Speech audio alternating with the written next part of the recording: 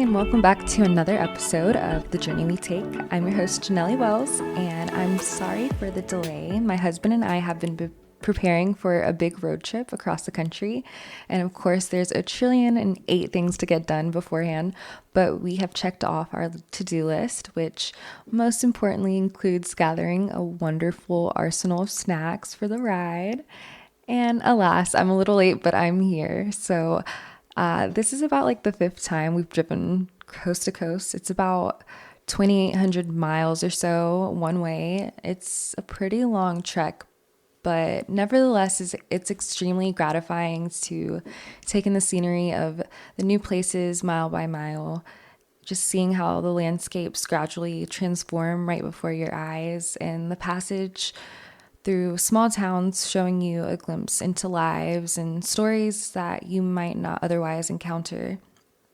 And these trips have given me memories I can forever cherish, and I feel like a really great appreciation for facets of this country I feel like that are often overlooked. I can say that it's definitely broadened my outlook, and I believe that keeping an open mind along the journey is what rewards you with beautiful experiences and ultimately enriches life, expanding your mind and helping you grow. And so perspective is the lens through which we view the world, and it influences how we perceive and interpret everything around us. It's the mental framework that we basically possess, and it plays a pivotal role in shaping our reality. So imagine that we're looking at a picture, a painting on the wall at like an art gallery or something. If we were looking at this painting, you might be drawn to the beautiful, bright colors and the overall composition, while I might be focused on the fine little details and the way that the artist draws his things, and or whatever the subject is in the image, what the technique is that he uses. So our interpretations of the same painting would vary, but neither would technically be wrong. So it's all about the perspective that we bring to it. I know that sometimes, though, our perspectives can be obscured. Our visions can be impaired by barriers. Sometimes they're legitimate, and sometimes they're just created by our own mental constructs. But these barriers can cloud our judgment and affect the way that we interpret experiences. So sometimes we may view the world through a distorted lens. And I think that this insufficiency of awareness just leads to misunderstandings and conflicts and even emotional turmoil. And then when we don't take the opportunity to contemplate and examine how we are basically projections of our inner worlds and our perspectives within, we can create errors in how we interpret these experiences. And those errors can lead us to extrude feelings or take actions based on those false impressions. So I just wanted to give some real life examples. For instance, political divides. People from different ideological backgrounds usually have opposing views on the same issues. So maybe just as much as an ideological divide, I guess. But one person may see a particular policy as essential for social progress, while the other might view it as an intrusion on personal freedom. So basically political and ideological divides. And I feel like it really doesn't help that social media actually creates a digital barrier that reinforces and amplifies existing perspectives that people already have. It's basically like an echo chamber where we primarily expose ourselves to content and opinions that only align with our current views. So it just makes us a lot harder, or it makes it a lot harder for us to engage with the different ones that other people have, and it's just basically prohibitive to our outlook. So especially if we're unaware. And that's that. So political and ideological divides. Uh, and then there's also cultural misunderstandings, like body language in different cultures. If you take a thumbs up, for example, like here where we live in the United States, it means good job. So it's a positive sign, but in other countries, like Iran, it can be considered a vulgar one and equivalent to a middle finger. And there's some countries where people smile a lot, while others are a little more stoic in their everyday demeanor. And I feel like I can be a very smiley person, so that may be something I'd have to consciously consider. And it doesn't even have to be countries away. I feel like that can actually go for places here in the US too. There are states where you'd more likely get greeted and have the door held for you throughout the day, and people smile everywhere you look if you look at them. But I hate to say it, but I'm from New York City, and I feel like it's a little different there, and people aren't as animated per se. When you're like riding around on the subway, you probably won't get too many smiles, and don't bet on a stranger really partaking in extra polite gestures. I feel like over there, it's just don't expect that. Not that it won't ever happen, but undoubtedly less common, I feel like, in comparison to other places that I've been to and lived. I guess it's a good time to bring up this one, but next week is what many people in America, I guess, consider to be a very special holiday.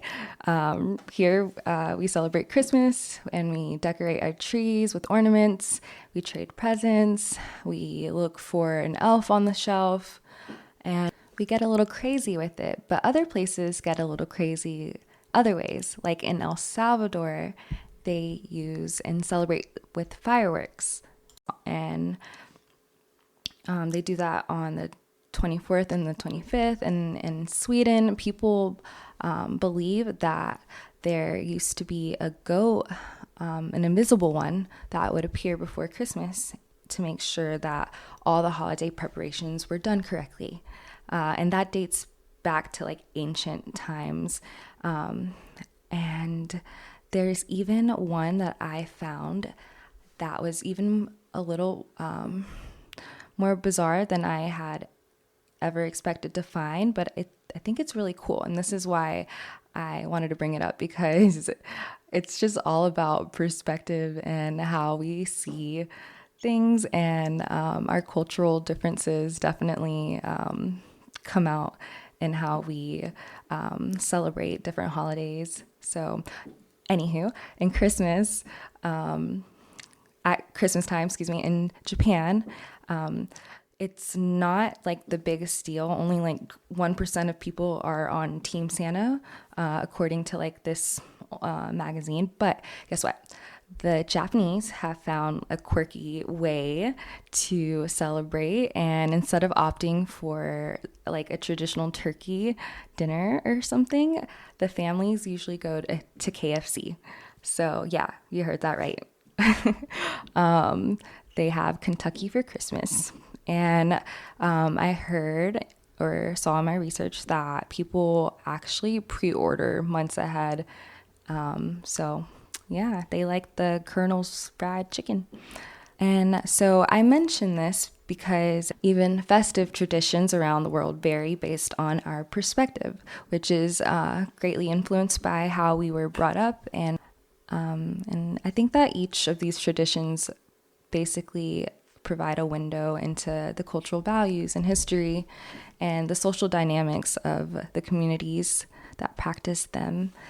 And another one that I'm sure that we've all experienced when it comes to these examples that I'm giving, when it comes to, the barriers of personal perspectives, are workplace disagreements. And in professional settings, colleagues may have varying opinions on how to approach a project or resolve a problem. And so like a manager might see a team member's suggestion as a potential risk, while a team member may view it as an opportunity for a positive transformation. And these differing perspectives can basically cause some problems and, affect collaboration. But we can, get through that if we just keep an open mind. And last but not least, family conflicts. Everyone's family dynamics are influenced by individual perspectives, and these conflicts can arise from a variety of sources through differences in parenting styles, clashing over family traditions, generational gaps. The list can go on, but the root of the controversy stems from personal experiences within the family and the differing values that we form by the imprint of our standpoint and just the separate frames of our mind. Resolving this kind of conflict definitely requires an open mind and open communication and empathy among everyone in the family. Don't get me wrong, the uniqueness of perspective is a beautiful thing. It's a testament to the complexities of human nature, and it's what makes every one of us so distinct, and it fosters creativity, innovation, and a rich melting pot of our different thoughts and ideas.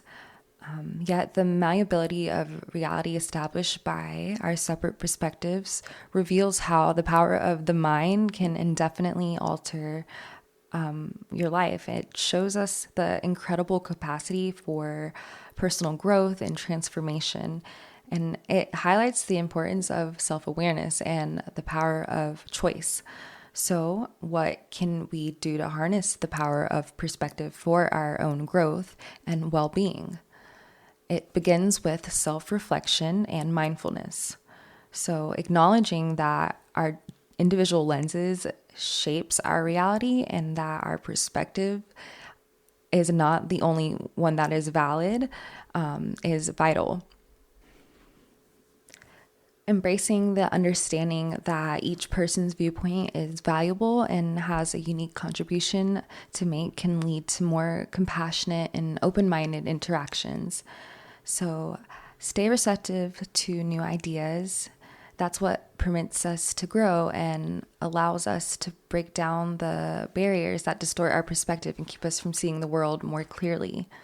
It's all about celebrating the diversity of thought, and I wanted to make this episode about that and about seeking to understand others and practicing empathy.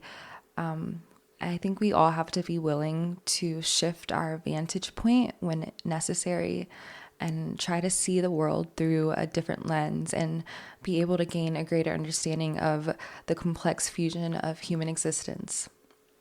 So as we wrap up today's episode, remember that perspective is not fixed, but it's a dynamic and ever-evolving force in our life, and it's a tool, and how we use it can shape our reality in extreme ways. And keeping an open mind is a valuable trait that impacts in personal aspects of life. So don't forget to embrace the power of perspective, but also foster continuous learning, adaptability, and a more inclusive worldview. Until next time, this is Janelle signing off from The Journey We Take.